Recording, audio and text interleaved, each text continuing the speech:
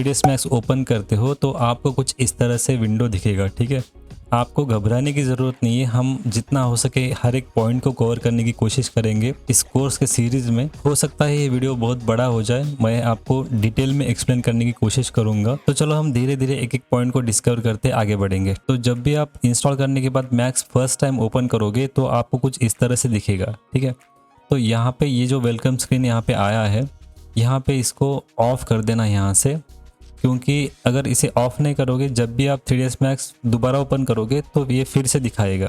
इसकी कोई ज़रूरत नहीं है हमके, क्योंकि यही डिस्कस करने वाले हैं इस वीडियो में। ठीक है, यहाँ पे क्या कहाँ पे क्या है चीज़ें, वो सब चीज़ें। ठीक है, तो मैं इसे अभी क्लोज़ कर देता हूँ। ठीक है, जैसे ही क्लोज़ करते हो अभी 3ds Max 25 में बहुत सारे कुछ अपडेट्स आ चुके हैं। मैंने जब स्टार्ट किया था तब 2009 का वर्जन था। 2008 में उस टाइम पे बहुत अलग दिखता था ये कुछ मैक्स वगैरह, लेकिन यूआई में या फिर कुछ टूल्स में सब जगह यहाँ पे इम्प्रोवाइज हो चुका है। ठीक है,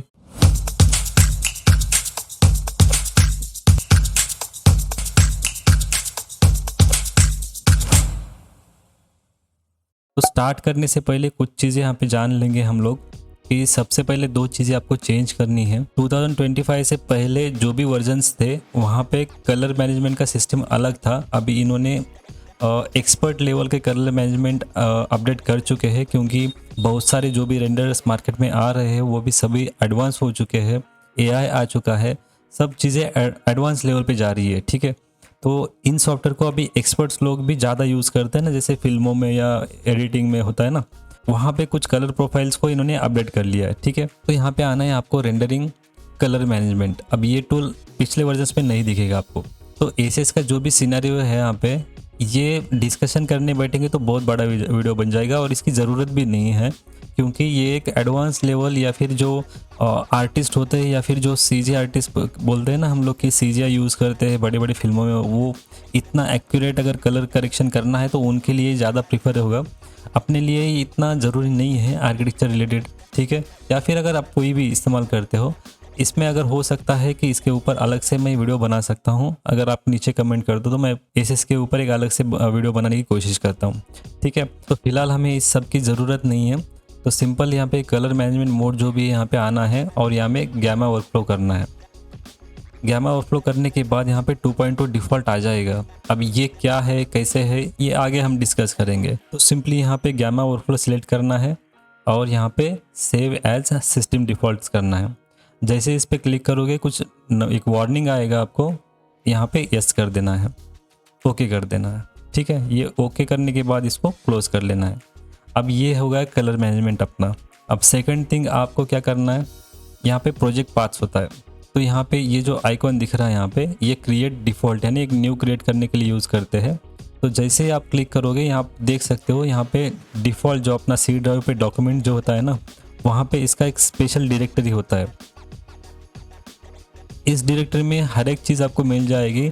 यानी अगर आप किसी सीन पे पर्टिकुलर सीन पे काम कर रहे हो, उसके सारे materials, textures, lights, HDRI lights, जो भी आपके एसेट्स पड़े होंगे वो सब कुछ यहाँ पे आपको सेव करना है।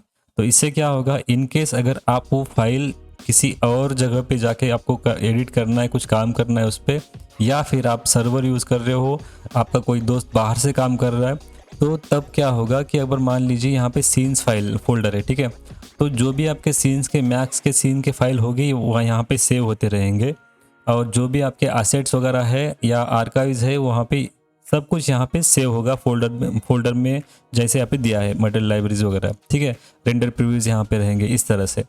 तो ये आसानी हो जाएगी अगर आप एक दूसरी जगह पे आपको एक्सपोर्ट करना है या फिर शेयर करना है आपका सेम सीन। ठीक है, लेकिन अभी फ़िलहाल इस कोर्स के लिए मैं ये डिफ़ॉल्ट रखूँगा। ठीक है, और इसे कैंसिल कर देता हूँ। तो ये चीज़ आपको ध्यान में रखनी है। ठीक है, बढ़ते हैं अगले पॉइंट पे। तो अब हम थोड़ा सा इस UI को जान लेंगे। UI यानी यूज़र इंटरफेस। यूज़र इंटरफेस यानी आपके जो स्क्रीन पे दिख रहा है अभी, ये विंडो जो दिख रहा है 3ds Max का, इसको UI बोलते हैं, यूज़र इंटरफेस। यानी इसके थ्रू ही आप काम करोगे। ठीक है, आप कोडिंग नहीं कर रहे हो, आप ये यूपोर्ट या फिर जो भी ये विंडो है ये यूज़ करने वाले हो। ठीक है, तो इसको हम UI बोलेंगे। ठीक है, अब इसके बाद ये जो बहुत बड़ा यहाँ पे विंडो दिख रहा है, इसे कहते हैं व्यू पोर्ट। अब जो भी सीन या भी जो भी ऑब्जेक्ट रहेंगे, आपने 3ds मैक्स कभी ना कभी ओपन किया होगा, देखा होगा तो आपको पता होगा, या फिर अगर नए हैं तो आप जान लो कि ये ऐसे व्यूज़ होते हैं। इस व्यूज़ में आपके सीन्स हम घुमा फिरा के देख सकते हैं, हर एक एंगल से देख सकते हैं। यहाँ पे नंबर ऑफ़ व्यूज़ होते हैं, जैसे फ्रंट व्यू हो गया, back view, perspective view, orthographic, top bottom, इस तरह से। ठीक है, इस व्यू पोर्ट में हम चेंज करने के लिए यहाँ पे नीचे एक सेक्शन दिया है, व्यू पोर्ट नेविगेशन सेक्शन। यहाँ पे आप एक कॉर्नर में दिख रहा है मैक्सिमाइज व्यू पोर्ट टॉगल, इसको क्लिक करना है। इस बटन के ऊपर आप क्लिक करोगे तो मैक्सिमाइज होगा, मिनिमाइज होगा, इस तरह से। जिस व्यू पोर्ट को आपको मैक्सिमाइज करना है उस पर सिलेक्ट करिए और क्लिक कीजिए इस तरह से। ओके, तो सिंपल। अब मैं इसको आपको दिखाने के लिए ऐसे रखता हूँ। यहाँ पे आप देख सकते हो top view, left view, front view, यहाँ पे पर्सपेक्टिव, ऐसे नाम दिए वाले, जो भी येलो दिख रहा है अभी, इस तरह से। तो अगर किसी ऑब्जेक्ट को हम यहाँ पे लेंगे तो वो ऑब्जेक्ट के हमें सारे बाजू यहाँ पे दिखेंगे, सब साइड्स यहाँ पे दिखेंगे। ठीक है, तो ये होते हैं व्यूज़, यहाँ पे व्यू पोर्ट बोलते हैं इसको। ठीक है, लेफ्ट साइड में आएंगे तो यहाँ पे सीन एक्सप्लोरर दिख रहा है। सीन एक्सप्लोरर ने क्या होता है, यहाँ पे देख सकते हो आप, नंबर ऑफ ऑप्शंस यहाँ पे दिख रहे हैं। हम इसको आगे चल के हम डिस्कस करेंगे यहाँ पे। अब क्या होता है, मान लीजिए एक सीन है, इसमें नंबर ऑफ ऑब्जेक्ट्स है। नंबर ऑफ ऑब्जेक्ट्स माने जैसे कि चेयर हो गया, लाइन्स है, जैसे हमने कुछ रोप वगैरह बनाया या फिर कुछ जैसे रेक्टेंगल बनाया, सर्कल बनाया, वो शेप्स हो गए, लाइट्स हो गए, मटेरियल्स हो गए, प्रॉक्सीज हो गए, कैमराज हो गए, हर एक चीज़ वो आपको इस सीन एक्सप्लोरर में दिखेगा। आप ऑर्गेनाइज कर सकते हो, ग्रुप कर सकते हो, हाइड वगैरह सब कुछ यहाँ से कर सकते हो। ठीक है, फिलहाल के लिए अभी इसको ज़रूरी नहीं है हमें, जब आगे लगेगा हम तब यूज़ कर लेंगे। अब यहाँ से आप देखो, यहाँ पे अगर मैं ये कुछ लाइन जैसा दिख रहा है ना, आप समझ लीजिए यहाँ पे ये ऐसे अगर किसी पे भी लाइन दिख रहा है ना, तो आप उस विंडो को आप इधर उधर कर सकते हो। देखिए यहाँ पे दिख रहा है, यहाँ पे वर्टिकली दिख रहा है, तो सिंपल मैं इसको ड्रैग एंड ड्रॉप कर सकता हूँ, या फिर ऐसे जहाँ पे चाहिए वहाँ पे प्लेस कर सकता हूँ। ठीक है, और फिर से अगर मुझे यहाँ पे प्लेस करना है तो यहाँ पे अगर ले जाना है तो इस तरह से आप इसे डॉक कर सकते हो। ठीक है, अब मुझे ये नहीं चाहिए तो मैं इसे क्लोज कर दूंगा। और सेम यहाँ पे ये व्यू पोर्ट लेआउट है, देखिए यहाँ पे आप राइट क्लिक करेंगे इसके ऊपर तो आपको दिखेगा यहाँ पे व्यू पोर्ट लेआउट टैब्स। फिलहाल इसकी भी ज़रूरत नहीं है, इसको भी निकाल देंगे। ऐसे आप निकाल सकते हो, फिर से ला सकते हो। अब आएंगे यहाँ पे, ये अगर आप कौन सा भी अगर सॉफ्टवेयर यूज़ करते हो तो ये टूल बार उसमें रहता है, इसे कहते हैं मेनू बार। मेनू बार में आपको वही ऑप्शंस रहते हैं नॉर्मली। अगर ये 2-3 ऑप्शन देखेंगे, फाइल एडिट, यानी फाइल में आप सेव कर सकते हो, किसी फाइल को ओपन कर सकते हो, क्लोज कर सकते हो, वो सब चीज़ें। एडिट में आप कॉपी करना, अंडू रीडू करना, वो सब चीज़ें। ठीक है, इस तरह से यहाँ पे होता है।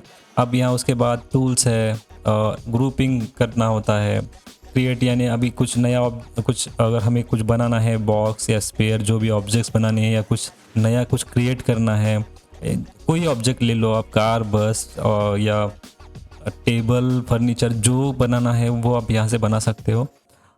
तो यहाँ से मेनू से भी बना सकते हो आप। मॉडिफायर से उसको बड़ा छोटा करना है, कम ज़्यादा करना है, वो सब चीज़ें यहाँ से मॉडिफायर से कर सकते हो। लेकिन यहाँ पे हर कुछ चीज़ यहाँ पे नहीं होता है। यही ऑप्शंस यहाँ पे आपको इधर दिखेंगे। अब यहाँ पे देखिए बॉक्स दिख रहा है, तो आप अगर मैं यहाँ पे क्रिएट में आ जाऊँगा, स्टैंडर्ड प्रिमिटिव, यहाँ पे बॉक्स दिख रहा है, तो इतना आपको क्लिक करते बैठने की ज़रूरत नहीं है। आपको सिंपल यहाँ क्लिक करेंगे तो भी बॉक्स आ जाएगा। तो इसे कहते हैं कमांड पैनल। तो हम इसको हम बड़ा छोटा कर सकते हैं। जैसे देखिए यहाँ पे अगर मैं माउस इस लाइन पे लेके जा रहा हूँ और इसे क्लिक करके मैं अगर ड्रैग करता हूँ तो हम इसे बड़ा छोटा कर सकते हैं। अगर आपके पास मल्टीपल मॉनिटर यूज़ करते हो आप, तो आपको ये ऐसे, अगर सपोज मान लो कि मैं इसे ड्रैग करता हूँ यहाँ पे और मैं ये दूसरे मॉनिटर पे ले जाके रखता हूँ, तो मैं इतना स्पेस यहाँ पे मिल जाएगा एक्स्ट्रा। और इसे हम ड्रैग करके बड़ा कर सकते हैं। अगर सपोज किसी ऑब्जेक्ट सिलेक्ट करना है तो आपको नंबर ऑफ या फिर पैरामीटर जो भी रहेंगे आपको यहाँ पे सारे दिख जाएंगे एक ही जगह, आपको नीचे स्क्रॉल करने की ज़रूरत नहीं होगी। ठीक है, इस तरह से। तो अभी फ़िलहाल तो मुझे चाहिए कमांड पैनल इधर ही, तो मैं इसको इधर ही डॉक कर देता हूँ। ठीक है, ये हो गया। अब ये वाला जो दिख रहा है यहाँ पे, इसे रिबन बोलते हैं। रिबन यानी ये रिबन की तरह ही काम करता है। आप यहाँ पे बड़ा छोटा कर सकते हो, स्ट्रेच कर सकते हो उसे। और जैसे जैसे आप किसी ऑब्जेक्ट को काम कर रहे हो या फिर किसी सीन पे काम कर रहे हो, तो आपको यहाँ पे ये जो अभी डिसेबल दिख रहे हैं ना यहाँ पे, ये ये सारे एक्टिव हो जाएंगे, क्योंकि हमने हमारे सीन अभी एम्प्टी है, यहाँ पे कुछ भी नहीं है। यहाँ पे आपको सब कुछ टूल्स या सारे टूल्स यहाँ पे आपको दिखेंगे नहीं, ठीक है। अभी रिबन की भी अभी फिलहाल ज़रूरी नहीं है, तो इस रिबन को भी डायरेक्टली हमें आके, ये रिबन यहाँ पे दिख रहा है तो इसको क्लिक कर दो तो ये हाइड हो जाएगा, अनहाइड कर सकते हो यहाँ से, ठीक है। इस तरह से ये जो है अभी ये सबसे इम्पॉर्टेंट चीज़ है 3ds Max का, ये है इसका मेन टूल बार। यहाँ पे आपको हर एक चीज़ मिलेगी जो आपके सीन के अकॉर्डिंग रहेगी। तो आप उस ऑब्जेक्ट को, पर्टिकुलर ऑब्जेक्ट को आप यहाँ से चेंज कर सकते हो, कुछ अगर मॉडिफाई करना है तो यहाँ से कर सकते हो, या फिर कुछ टूल्स आपको यहाँ पे अवेलेबल होती है। तो हम आगे आगे देखेंगे, यहाँ पे जो भी इसकी ज़रूरत पड़े हम उसका यूज़ करेंगे, ठीक है। अब नीचे आएंगे, नीचे यहाँ पे दिख रहा है ये कुछ ऐसे इस तरह से, इसे कहते हैं टाइमलाइन। ये टाइमलाइन हमें एनिमेशन करते वक्त काम में आएगा। अगर किसी चीज़ को एक जगह से दूसरी जगह मूव करना है तो उसे कहते हैं सिंपल लैंग्वेज में अपने एनिमेशन, राइट। तो यहाँ से आप उसे एनिमेट कर सकते हो, ठीक है। और नीचे आएंगे तो यहाँ पे आपको दिख रहा होगा ये जो सेक्शन है ये एनिमेशन कंट्रोल्स है। यहाँ से आप प्ले पॉज कर सकते हो, नेक्स्ट करते हो, फ्रेमिंग वगैरह कर सकते हो। और इसके तुरंत बाजू में यहाँ पे आते हैं की फ्रेमिंग एनिमेशन, यानी आप एनिमेट, अभी सपोज मान लो यहाँ से मुझे ये 5 फ्रेम तक अगर किसी ऑब्जेक्ट को मूव करना है तो मैं 5 फ्रेम को यहाँ पे मैं की ऐड कर सकता हूँ यहाँ से, इस तरह से। ये आगे वाले सेक्शन में आपको बताऊँगा, ठीक है। और उसके तुरंत लेफ्ट में आपको यहाँ पे दिखेगा, ये है आपके ट्रांसफॉर्म। अभी जो होता है ना, किसी ऑब्जेक्ट को यहाँ से अगर मूव करना है तो आप डायरेक्टली यहाँ पे टाइप करके मूव कर सकते हो या छोटा बड़ा कर सकते हो, तो आप वो चीज़ यहाँ से कर सकते हो, ठीक है। तो नेक्स्ट सेगमेंट में हम कुछ ऑब्जेक्ट्स प्रिमिटिव्स यहाँ पे क्रिएट करके देखेंगे।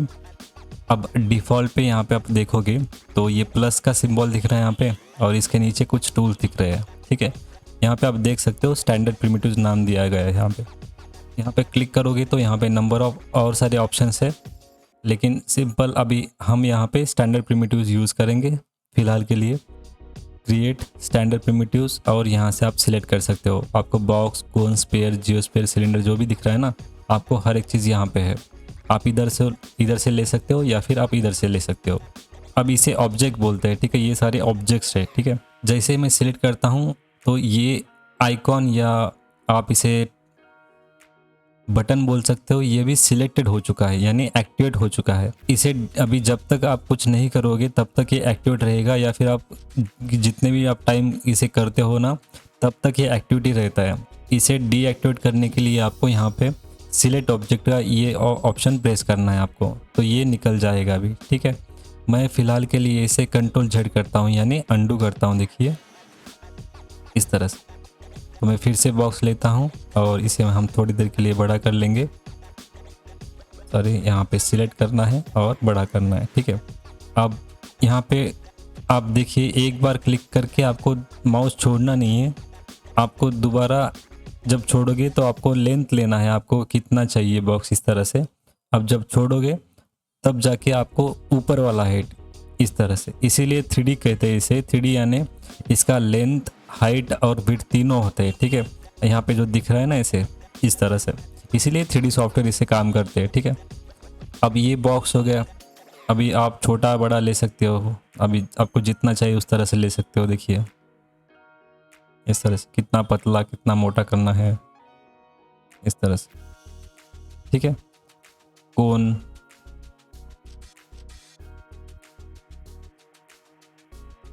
स्पेयर। आपको ध्यान में रखने की वाली एक चीज़ है कि हर एक ऑब्जेक्ट का अलग अलग पैरामीटर होता है। अब ये राउंड है तो इसको रेडियस है, अब ये बॉक्स जैसा है तो इसको हाइट, लेंथ और विड्थ है। ये कोन है तो इसका 2 रेडियस रहेगा और ऊपर वाला पॉइंट रहेगा, इस तरह से। जियोस्फीयर को भी एक ही बार ड्रैग करना है, सिलेंडर को आपको देखिए 2 बार करना है, इस तरह से। अब ट्यूब होता है ना इसे इस तरह से, देखिए इस तरह से।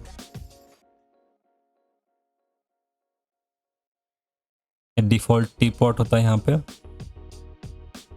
अभी डिफ़ॉल्ट इन्होंने इसलिए दिया है कि अगर कुछ हमें स्टार्टिंग में कुछ अगर सीखना है, इस पे मटेरियल, लाइट, ये जो भी है, अगर कुछ एक्सपेरिमेंट करना है तो एक ऑब्जेक्ट तो इन्होंने दे के रखा है, ठीक है।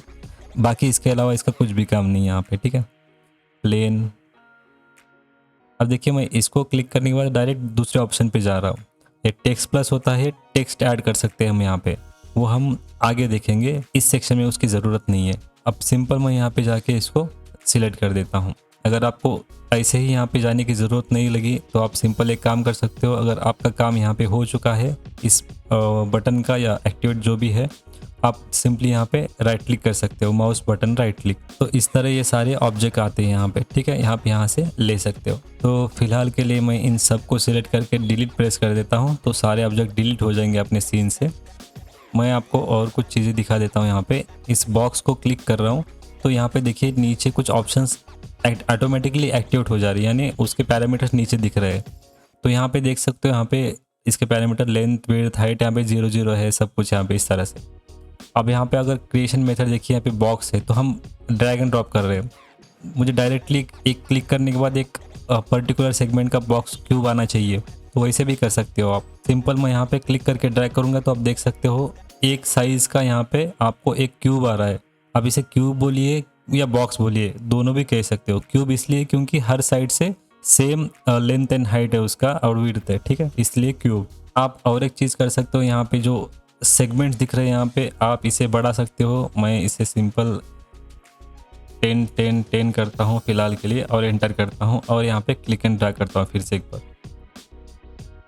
लेकिन यहाँ पे अभी दिख नहीं रहा है, लेकिन सेगमेंट्स आपको बाद में जाके काम में आएंगे। लेकिन यहाँ पे कुछ भी दिख नहीं रहा है, इसमें कुछ चेंज ही नहीं रहा है। तो आपको F4 प्रेस करना है कीबोर्ड पे। अब देख सकते हो यहाँ पे आपको सेगमेंट्स आ चुके हैं, देखिए इस तरह से। तो ये सेगमेंट्स आपको आगे चल के काम में आएंगे, लेकिन फिलहाल याद रखना है F4 से आप सेगमेंट्स एक्टिवेट या डीएक्टिवेट कर सकते हैं, यानी दिखेंगे आपको या स्क्रीन पे या नहीं दिखेंगे। इसका कीबोर्ड शॉर्टकट है F4, ठीक है। तो बढ़ते हैं अगले सेगमेंट की तरफ। तो यहाँ पे अभी एक सिंपल हमारा सीन है। सीन मान के चलिए कि जो भी आपको यहाँ पे अभी दिख रहा है, ठीक है, ये अभी ऑब्जेक्ट है। ये अनटाइटल नाम से एक सीन बना हुआ है। अभी इसको हमने सेव नहीं किया है, लेकिन अगर आप जब सेव करोगे तो आपके सिस्टम पे ये हार्डवेयर या भी जो भी आपके स्टोरेज डिवाइसेस है वहाँ पे ये ऑब्जेक्ट सेव होगा, वो रहेगा मैक्स का फाइल, ठीक है। इस तरह से आप कंफ्यूज मत होइए। अगर मैं सीन कहता हूँ तो ये अनटाइटल नाम का ये सीन, ठीक है, ये ऑब्जेक्ट सोफा यानी एक ऑब्जेक्ट है, ठीक है। अभी ये सिंपल स्टैटिक है। मैं इसे कुछ अगर इधर उधर मुझे मूव करना है तो अभी देखिए मैं नहीं कर पा रहा हूँ, ठीक है। तो वो कैसे करना है, तो यहाँ पे अगर टूल बार में आने के बाद यहाँ पे आपको दिख रहा है ये मेन 3 इंपॉर्टेंट टूल्स हैं यहाँ पे मैक्स में। यहाँ पे है मूव, ये रोटेट और ये स्केल। इसका नाम से ही ये मूव करता है, ये रोटेट होता है, और ये स्केल यानी इसको हम बड़ा छोटा कर सकते हैं, ठीक है। मैं इसे क्लिक करता हूँ, जैसे इसे क्लिक करता हूँ ये ऑब्जेक्ट अगर सिलेक्ट रहा तो देखिए, अगर ये देखिए मूव अभी सिलेक्ट है लेकिन ऑब्जेक्ट सिलेक्ट में नहीं है, तो हमें इसे इधर उधर मूव करने के लिए सिलेक्ट करना पड़ेगा, तब जाके ये आपको ये इस तरह से कुछ दिख रहा है ना आपको, ये ओपन होगा। अब इसे हम 3ds Max के अंदर कहते हैं गिज़्मो। गिज़्मो यानी जो डेफिनेशन होगा उसको जानने की कोशिश नहीं करेंगे हम लोग, लेकिन इतना याद रखिए कि आप पर्टिकुलर ऑब्जेक्ट को सिलेक्ट करने के बाद उसे हम इधर उधर मूव करना, ये सब चीज़ें हम गिज़्मो से कर सकते हैं। अब ये रोटेट से रहे या जो भी जिससे भी रहे, हम उसे गिज़्मो ही कहेंगे, ठीक है। तो गिज़्मो ओपन होने के बाद यहाँ पे देखिए, जैसे ही मैं इसके ऊपर माउस ऐसे लेके जा रहा हूँ तो ये हाईलाइट हो रहा है, येलो कलर हो रहा है यहाँ पे देखिए। और इतना याद रखिए कि RGB वैल्यूज़ होते हैं। RGB यानी रेड, ग्रीन, ब्लू, एक स्टैंडर्ड जो अभी एक सेट किया हुआ है जो कलर में होते हैं 3 प्राइमरी कलर्स, उसी तरह से इसको कलर दिया हुआ है। देखिए R यानी ये रेड का एक्सिस, G और ये Z का ये वाला एक्सिस, तो ये X और ये Y और ये Z एक्सिस। तो हम एक एक करके देखेंगे। मैं सिंपल क्या करता हूँ, इसके ऊपर ऐसे माउस ओवर करके मैं इसे मूव करता हूँ। तो अब देखिए ये व्यू पोर्ट मूव नहीं हो रहा है, ये ऑब्जेक्ट मूव हो रहा है। मैं आपको एक नीचे क्या करता हूँ, एक प्लेन लेता हूँ ऐसे इस तरह से, तो आपको समझ में आ जाएगा। मैं इस तरह से जब मूव कर रहा हूँ तो ये सीन मूव हो रहा है, ना कि ऑब्जेक्ट मूव हो रहा है, ठीक है। तो मैं ऑब्जेक्ट को सिलेक्ट करूँगा, थोड़ा सा जूम करूँगा और ये देखिए ये अपने जो भी अभी नीचे हमारा फ्लोर है या कारपेट बोलिए उसे, उसके बाहर चला गया है इस तरह से। तो लेकिन ये अभी एक ही डायरेक्शन में जा रहा है क्योंकि एक ही एक्सिस हमने सिलेक्ट किया है। इस तरह से मैं वाई एक्सिस में कर सकता हूँ, इस तरह से मैं जेड एक्सिस में कर सकता हूँ, यानी ऊपर नीचे कर सकता हूँ। देखिए इस तरह से।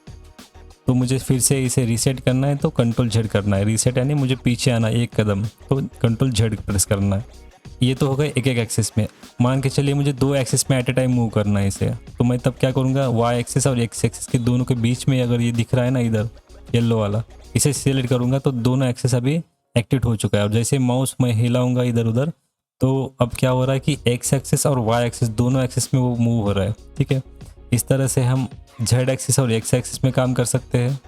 इस तरह से हम जेड और वाई में काम कर सकते हैं। तो इस तरह से हम मूव कर सकते हैं इसे। मैं इसे कंट्रोल Z कर देता हूँ यहाँ पे। अब इसे रोटेट करेंगे हम लोग, तो सिंपल यहाँ आना है, यहाँ पे सिलेक्ट करना है इसे, तो कुछ इस तरह से आ जाएगा। अभी सेम प्रोसीजर है यहाँ पे, लेकिन अब देखिए RGB यानी रेड, ग्रीन और ब्लू। रेड से एक्स एक्सिस पे रोटेट होगा, एक्सिस येलो होगा तो उसी डायरेक्शन में वो रोटेट होगा।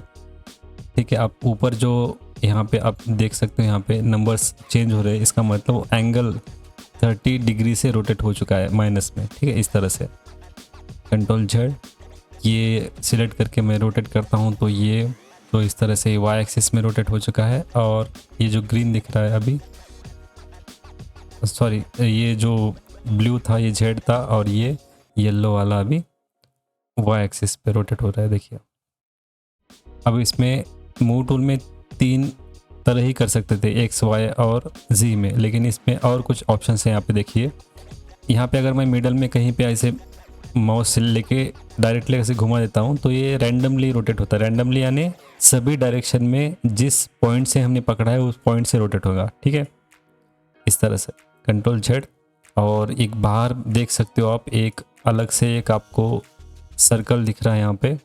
ये होता है कि अभी ये हमें चेयर जिस पोजीशन पे, जिस साइड से हम अपनी आंखें उसे देख रही है, उस डायरेक्शन से रोटेट होगा। देखिए कंट्रोल Z, जिस किसी भी डायरेक्शन में जाइए आप, उस डायरेक्शन में इस एक्सिस में रोटेट कर सकते हो आप इस।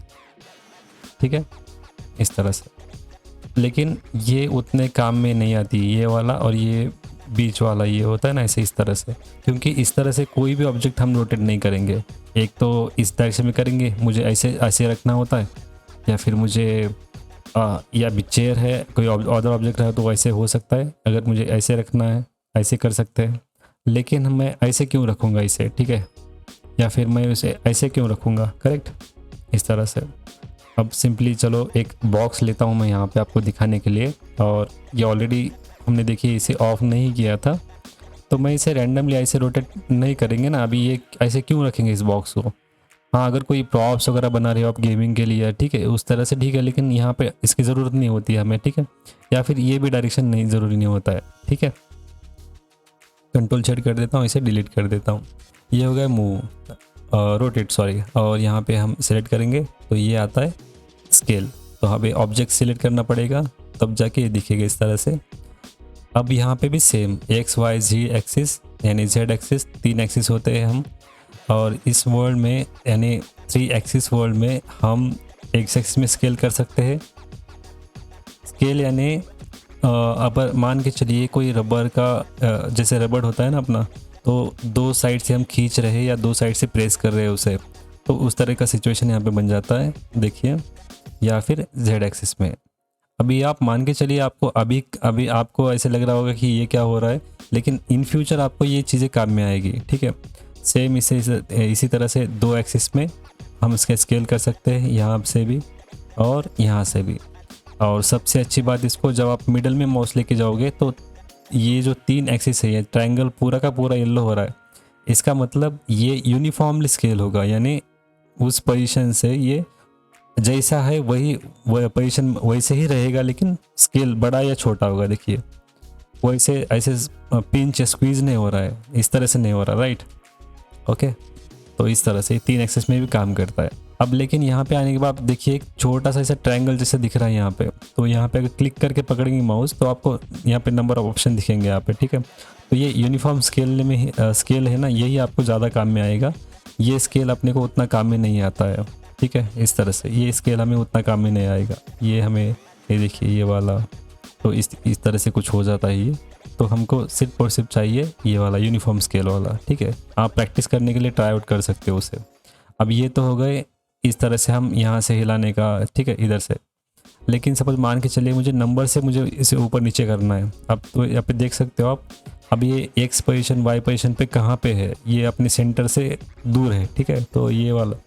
लेकिन मुझे यहाँ पे मान के चलिए मुझे कुछ अभी सपोज यहाँ पे कुछ टाइप करता हूँ तो इतने यूनिट से ये ऊपर नीचे जाना चाहिए। तो मैं जी एक्सिस पे यहाँ पे 15 डाला हूँ, तो प्रेस करता हूँ तो ये 15 जो भी इसका अभी यूनिट स्केल है, अभी यूनिट स्केल हमने सेट नहीं किया है, हमें इसको पता नहीं है अभी सेंटीमीटर है या इंचेस है या फीट्स है। अभी ये जो डिफ़ॉल्ट होता है सेंटीमीटर होता है शायद, लेकिन उतने से ही वो ऊपर चला गया है, ठीक है। तो इस तरह से कंट्रोल जेड, तो आप रोटेट भी हो गया है। सपोज रोटेट यानी कितने डिग्री से रोटेट होने चाहिए, मान के चलिए जेड एक्सिस पे सपोज मुझे 90 डिग्री रोटेशन चाहिए। तो एग्जैक्ट अगर आप किसी और इससे व्यू पोर्ट में देखोगे तो यहाँ पे आपको करेक्ट दिखेगा, लाइन से यहाँ पे होता है ना। तो मान के चलिए मैं इसे रोटेट करता हूँ, अगर ये ऐसे कुछ गलत होगा तो आप देख सकते हो कोई भी लाइन से स्ट्रेट नहीं दिख रही है। आप देखो यहाँ पे कुछ अलग दिख रहा है ना, तो मैं कंट्रोल जेड करूँगा तो आप देखिए यहाँ पे जो इसके लाइन्स है पूरा का पूरा स्ट्रेट आ चुका है इस तरह से। तो ये परफेक्टली रोटेशन हो चुका है 90 डिग्री से। ये इस तरह से काम करता है। मैं इसे यहाँ पे 0 कर देता हूँ तो डिफ़ॉल्ट पोजीशन पे आ जाएगा फिर से, ठीक है। अब हमने ओनली सिर्फ ये पर्सपेक्टिव व्यू में इसको इधर उधर मूव करते देखा था हमने। मैं क्या करूँगा, अभी सिलेक्ट करूँगा, मैं आपको इस डायरेक्ट जो व्यू पोर्ट है इनमें भी दिखाऊँगा आपको, तो थोड़ा सा आसानी हो जाएगी समझने के लिए। मैं मूव को सिलेक्ट कर लेता हूँ, तो इससे क्या होता है आप रिफाइनली प्लेस कर सकते हैं। मान के चलिए मुझे और एक में यहाँ पे ऑब्जेक्ट मान के चलिए, या फिर बॉक्स ले लेंगे इसके आगे। तो अभी सपोज ऐसे मान के चलिए कि टीपॉय है, ठीक है, इस तरह से। तो अगर ये कुछ इस तरह से रहा तो मुझे यहाँ पे इसके आगे रखना है ये टीपॉय। तो सिलेक्ट करना है यहाँ पे इस तरह से, आपको जहाँ पे चाहिए यहाँ पे आप आके आप देख सकते हो। अगर नीचे ऊपर हो रहा है तो नीचे ऊपर ऐसे करेक्टली यहाँ पे प्लेस कर सकते हो इस तरह से, ठीक है। मैं कंट्रोल जेड करता हूँ फिलहाल के लिए, और यहाँ पे देख सकते हो परफेक्ट इसके बीच में आया है नहीं आया है वो देख के आप यहाँ पे फाइनली उसे प्लेस कर सकते हो। यहाँ पे कितने पास में चाहिए, कितने दूर चाहिए, इस तरह से आप, ठीक है। अब ये फ्रंट वाला है तो अपने को फ्रंट से इस तरह से दिख रहा है, लेकिन ये लेफ़्ट व्यू और ये टॉप व्यू से हमने देखिए आप कितना फाइनली हमें उसे प्लेस कर दिया है। ये इस तरह से काम करता है, ठीक है। तो ये हर व्यू पोर्ट में भी आप काम कर सकते हो या फिर इस व्यू पोर्ट में भी काम कर सकते हो, जैसे आपके ठीक लगे, ठीक है। तो बढ़ते हैं अगले सेगमेंट की तरफ। तो चलो ये तो हो गई, हम किसी ऑब्जेक्ट को या किसी पर्टिकुलर चीज़ को हम इधर उधर मूव करना, रोटेट करना, ये कर सकते हैं। लेकिन मुझे इसके पीछे देखना है, इस चेयर के पीछे देखना है, तो वो कैसे करना है। तो ये सीन व्यू जो नेविगेशन होता है ना, तो इसका फ़ायदा यही होता है कि आप एक ही ऑब्जेक्ट को आप अलग अलग एंगल से देख सकते हो, तो आपका नज़रिया उस तरह से बदल जाता है उस चीज़ को देखने के लिए। तो आप रिफाइनली अच्छे तरीके से उस पर काम कर सकते हो। तो अभी मैं आपको बता देता हूँ, यहाँ पे सिंपल यहाँ पे क्लिक करेंगे तो मैं इसको बड़ा कर लेता हूँ। अब देखिए मैं मिडल माउस क्लिक करूँगा और हैंड जैसा इसका पॉइंटर चेंज हो गया है, देखिए। तो मगर मिडल माउस क्लिक करके मैं इसे माउस इधर उधर ऐसे मूव करता हूँ तो ये सीन अपना पैन हो रहा है। इसे पैनिंग कहते हैं, कैमरा पैनिंग बोलते हैं ना, कि अगर आप मोबाइल को कैमरा ओपन करके अगर एक साइड से दूसरी तरफ चल के सेम पोजीशन में जा रहे हो तो कैसे पैन होता है ना, वो पैन वाला सीन है ये। तो ये हो गया। और उसके बाद अगर मैं उसी बटन को, अगर रोटेट वाला होता है ना, रोटेट वाला माउस चाहिए आपको, जो अंदर वाला बटन होता है मिडल वाला, तो अगर मैं रोटेट करूँगा तो ये इस तरह से इसका जितना ये एंगल सेट होगा डिफ़ॉल्ट में, उतने इससे ये जूम इन जूम आउट होगा। देखिए 1 by 1 2 by 2 ऐसे, ठीक है। तो ये जूम करते हैं, मैं इसे इधर लेके जाके यहाँ पे जूम कर सकता हूँ कि यहाँ पे क्या चल रहा है। मैं इसे ऊपर ले जा करके यहाँ पे देख सकता हूँ कि यहाँ पे क्या हो रहा है। इस तरह से हम फाइनली काम कर सकते हैं। चलो ये तो हो गया हम पैनिंग और जूमिंग। लेकिन अगर इसके पीछे करना है तो आपको प्रेस करना है alt middle mouse and then rotate, आपको माउस मूव करना है तो ये रोटेट हो रहा है। देखिए इधर उधर करके देखिए, आपको समझ में आ जाएगी कैसे रोटेट हो रहा है। इस तरह से आप किसी भी ऑब्जेक्ट को कहाँ से भी रोटेट करके आप प्रैक्टिस कर सकते हो, ठीक है। यहाँ पे चेंज करना है मुझे कुछ इस तरह पे, यहाँ पे कुछ ऑब्जेक्ट्स ऐड करना है, इस तरह से आप जो भी करना है ना आप रोटेट करके कर सकते हो। तो इसके लिए शॉर्टकट है अल्ट मिडल माउस बटन और माउस को रोटेट करना है या फिर मूव करना है इधर उधर, ठीक है। तो इस तरह आप सीन को नेविगेट कर सकते हो इधर उधर। उसके साथ साथ नीचे भी ऑप्शंस है, यहाँ पे देखिए वही ऑप्शंस यहाँ पे आपको मैनुअली करनी है। यहाँ पे अल्ट जी करके यहाँ पे शॉर्टकट है। यहाँ पे मैग्नीफाइंग ग्लास को सिलेक्ट करेंगे तो आप क्लिक करके ड्रैग करके आप मूव इन मूव आउट कर सकते हो यहाँ पे फाइनली, ठीक है। तो इसका शॉर्टकट है control alt middle mouse button. तो वही मैग्नीफाइंग जैसे काम करता है। आप ऐसे जूम करोगे ना तो अभी कैसे देखिए यहाँ पे अंदर बाहर जा रहा है, डायरेक्टली ऐसे ऑब्जेक्ट के अंदर कैमरा घुस जा रहा है ऐसे। तो मुझे और फाइनली अगर जूम करना है, जूम इन करना है या जूम आउट करना है तो अल्ट कंट्रोल और मिडल माउस बटन से पैन करना है, आपको मूव करना है। तो आप फाइनली आप देख सकते हो, आप फाइनली जा सकते हो इधर ऐसे आसानी से। और ठीक है, जहाँ पे पॉइंटर रखा है उस पॉइंट पे ये आपको लेके जाएगा। देखिए इस तरह से ये हो गया। उसके बाद ये फील्ड व्यू, यानी जैसे होता है ना कि जैसे डॉली जूम ऐसे कुछ नाम है इसका, ऐसे होता है ना कि आपको या टेलीफोटो कैमरा जूमिंग होता है ना, इस तरह से काम करता है कि आपको कितना बड़ा है कितना छोटा करना है इस तरह से। एंड उसके साथ साथ यहाँ पे भी आप रोटेट कर सकते हो, ऑर्बिट कर सकते हो। देखिए ये वाला ऑब्जेक्ट यहाँ पे सिलेक्ट करके आप इसके बीच में अगर आप माउस को लेफ़्ट वाला माउस बटन प्रेस करोगे तो ये ऐसे रोटेट होगा। ये जो हमने अल्ट प्रेस करके किया था ना वो यहाँ से कर सकते हो। होता है ना कि अगर सपोज एक हाथ से आपको कुछ करना है तो आप यहाँ पे कर सकते हो, लेकिन आपको इतना याद रखना है कि आप 3ds Max यूज़ करते वक्त आपका राइट हैंड माउस पे और लेफ्ट हैंड आपके कीबोर्ड पे होना चाहिए, अगर आप राइट ही पर्सन हो तो यहाँ पे रोटेट करते हो तो आपको कुछ गलती होगी यहाँ पे तो आप कंट्रोल जेड नहीं कर सकते। कंट्रोल जेड क्या होता है, सीन में आप जो भी कर रहे हो ना, यानी आप इसे एडिट कर रहे हो या फिर मटेरियल अप्लाई किया है, कैमरा पोजीशन चेंज करना है, वो सब चीज़ें सीन के अंदर कर रहे हो। लेकिन व्यू पोर्ट नेविगेशन का एक अलग सिस्टम है, उसको कलर कंट्रोल जेड करना है या फिर जो भी करना है उसका अलग सिस्टम है। तो आपको यहाँ पे आना है, पर्सपेक्टिव जैसे होता है ना जो भी नाम है, यहाँ पे आपको देखिए अंडू व्यू रोटेट, यानी शिफ्ट जी और शिफ्ट वाई है इसका अंडू रीडू करने के लिए। और इसका जो अपना सीन में जो एडिट करना है उसको कंट्रोल जेड कंट्रोल वाई है। तो इतना याद रखना है। तो शिफ्ट जेड प्रेस करना है तो जो भी आपने रोटेट या भी जो भी व्यू पोर्ट किया था वो चेंज नहीं होगा। लेकिन मैं कंट्रोल जेड करूँगा तो कंट्रोल जेड से देखिए ये वाला अभी इधर उधर हो रहा है, क्योंकि हमने एडिट मोड में कंट्रोल जेड कर रहे हैं, अंडू रीडू कर रहे हैं। अगर मुझे व्यू पोर्ट का करना है तो शिफ्ट जेड प्रेस करना पड़ेगा इस तरह से। देखिए इस तरह से, ठीक है। तो मुझे ये हटा देना है तो राइट क्लिक कर देना है, वो निकल जाएगा। तो चलो बढ़ते हैं अगले सेगमेंट की तरफ। यहाँ तक आ चुके हैं हम। अब हम देखेंगे शॉर्टकट्स यानी कीबोर्ड शॉर्टकट्स होते हैं। जैसे अभी मैंने बताया कि रोटेट करने के लिए आप हर बार यहाँ ना थोड़ी जाओगे कि रोटेट करने के लिए, तो आपको शॉर्टकट तो चाहिए। तो आपको alt middle mouse button press करके माउस को इधर उधर मूव करना है, तब जाके ये रोटेट होगा। तो अल्ट मिडल माउस बटन इसका जो रोटेशन वाला व्यू पोर्ट रोटेशन वाला शॉर्टकट है वो वाला है। कंट्रोल जेड से आप इसे अंडू रीडू कर सकते हो, सीन में जो भी एडिट करना है। शिफ्ट जेड से आप जो भी व्यू पोर्ट पैनिंग किया है, आपने व्यू पोर्ट नेविगेशन किया है, उसको अंडू रीडू कर सकते हो। यहाँ पे मूव रोटेट और स्केल के लिए देखिए यहाँ पे W E और R यहाँ पे जो भी दिखा रहा है ना, वहाँ पे ऐसे शॉर्टकट से अभी मुझे रोटेशन पे जाना है तो मुझे डायरेक्ट यहाँ तक जाने की ज़रूरत नहीं है, डायरेक्ट W E R इस तरह से मैं प्रेस कर सकता हूँ। देखिए WER। अभी मुझे इसे निकाल देना है। अभी सपोज क्या होता है, कभी काम करते वक्त है ना माउस इस तरह से कुछ होता है ना, गलती से प्रेस हो गया तो ये इस तरह से कुछ हो जाता है। तो इसको ऐसे ना हो इसीलिए क्या करना पड़ता है, यहाँ पे जो सिलेक्ट ऑब्जेक्ट है ना ये वाला करना पड़ता है। मैं इसे कंट्रोल जेड करता हूँ 2 बार, तो यहाँ पे ऐसे क्लिक करता हूँ ना तो अभी मैं सीन में सिलेक्ट होता है, लेकिन मूव रोटेट या कुछ ऐसे स्केल ऐसे नहीं होते, वो जगह पे ही रहते एज इट इज़। तो इसका शॉर्टकट है क्यू। जैसे क्यू प्रेस करोगे तो वहाँ पे आपको ये वाला ऑब्जेक्ट सिलेक्ट आता है। देखिए यहाँ पे मैं इसके मूव सिलेक्ट करता हूँ, क्यू प्रेस करता हूँ तो इस पर चला जाएगा, ठीक है। तो आपको कीबोर्ड शॉर्टकट्स देखने के लिए आपको यहाँ पे आना है कस्टमाइज हॉटकी एडिटर। यहाँ पे आने के बाद आपको 3ds Max में जितने भी शॉर्टकट्स है वो आपको यहाँ पे मिल जाएंगे। आप खुद से भी शॉर्टकट क्रिएट कर सकते हो। हॉटकी प्रेस करेंगे यहाँ पे और कंट्रोल जेड प्रेस करेंगे। कंट्रोल और जेड का कॉम्बिनेशन कहाँ पे आपको दिख गया यहाँ पे। इस तरह से ये कीबोर्ड शॉर्टकट्स आप रख के बहुत आसानी से तुरंत काम कर सकते हो।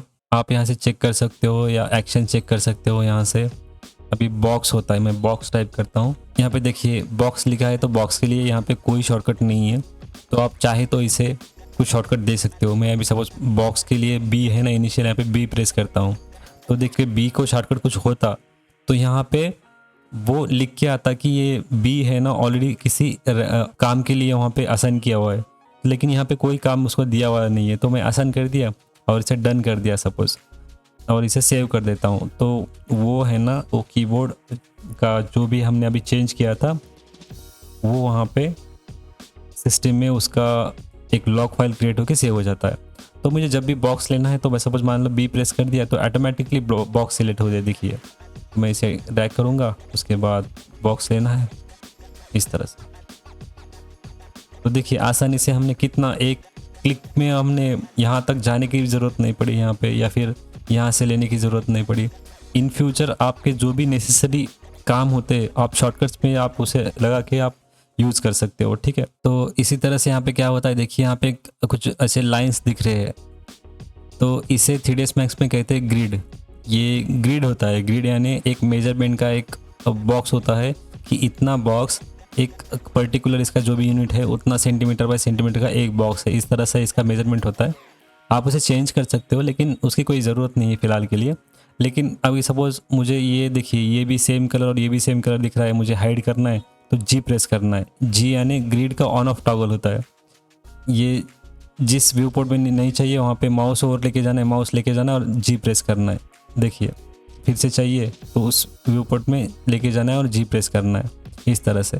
अब कभी कभी क्या होता है कि चलो मूव टूल ले लिया मैंने, ठीक है, ये बहुत छोटा दिख रहा है। अब इसका मतलब ये नहीं कि आप जूम करोगे तो ये बड़ा होगा, इस तरह से नहीं होता है। इसका एक फिक्स पोजीशन होता है, तो ये इसी तरह से काम होता है देखिए। लेकिन इसका जो साइज़ है कम ज़्यादा करना है तो ये जो गिज़्मो है इसका, तो इसको शॉर्टकट है प्लस और माइनस।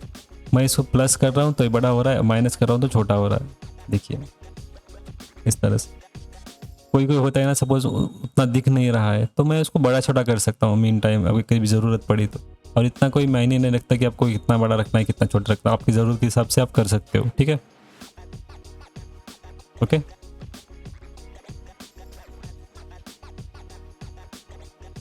जैसे मैंने पिछले सेक्शन में कहा था कि इसके एजेस होते हैं ना, यहाँ पे मॉडिफाई में आने के बाद यहाँ पे कुछ पैरामीटर्स दिख रहे थे उसके, तो इसको ऑन ऑफ करने के लिए आपको F4 प्रेस करना है। F4 से यहाँ पे देखिए नेम चेंज हो रहा है यहाँ पे, ठीक है, इस तरह से। और F3 से वायर फ्रेम मोड में चले जाते हैं हम लोग। अभी क्या होता है कि अभी सपोज देखिए मैं पीछे का ये जो प्लेन है ना इसको भी देख पा रहा हूँ अभी, लेकिन इस शेड में मैं पीछे के प्लेन को यहाँ पे दिख नहीं रहा। इसके कुछ काम करना हो इस प्लेन पे तो भी मैं कर सकता हूँ यहाँ से, ठीक है। तो यहाँ पे ये जो मेनू दिख रहा है आपको हर व्यू पोर्ट में दिखेंगे ये, ठीक है। ये 4 मेनू है यहाँ पे। ये जनरल वाला मेनू होता है, ये वाला पॉइंट ऑफ व्यू इसको बोलते हैं POV मेनू, ये वाला शेडिंग मेनू होता है, और ये वाला इसे पर व्यू प्रेफरेंसेस ऐसे कुछ नाम है इसका, लेकिन इसका नाम इतना याद रखने की आपको ज़रूरत नहीं, मैं सिंपल बताता हूँ आपको। ये आपको कुछ व्यू पोर्ट के आपको जनरल चेंजेस करने हैं या सेटिंग चेंज करना है तो आपको यहाँ आना है। अब यहाँ पे फ्रंट दिख रहा है ना, यहाँ पे आपको अगर व्यू पोर्ट का चेंज करना है, जैसे बैक जाना है मुझे तो यहाँ पे देखिए बैक, यहाँ पे ऑर्थोग्राफिक, इस तरह से टॉप, यहाँ पे जो टॉप है देखिए, तो इस तरह से आप चेंज कर सकते हो। इसके इनिशियल यहाँ पे दिख रहा है देखिए PUTFL, इस तरह से। अगर मैं सिंपल यहाँ पे F प्रेस करता हूँ, यहाँ से देखिए TF इस तरह से, तो उस व्यू पोर्ट में चले जाएंगे। ये स्टैंडर्ड है, तो इसके जो भी व्यू पोर्ट का शेडिंग है अब देखिए अभी स्टैंडर्ड है, यहाँ पे मैं चेंज कर सकता हूँ हाई क्वालिटी परफॉर्मेंस इस तरह से।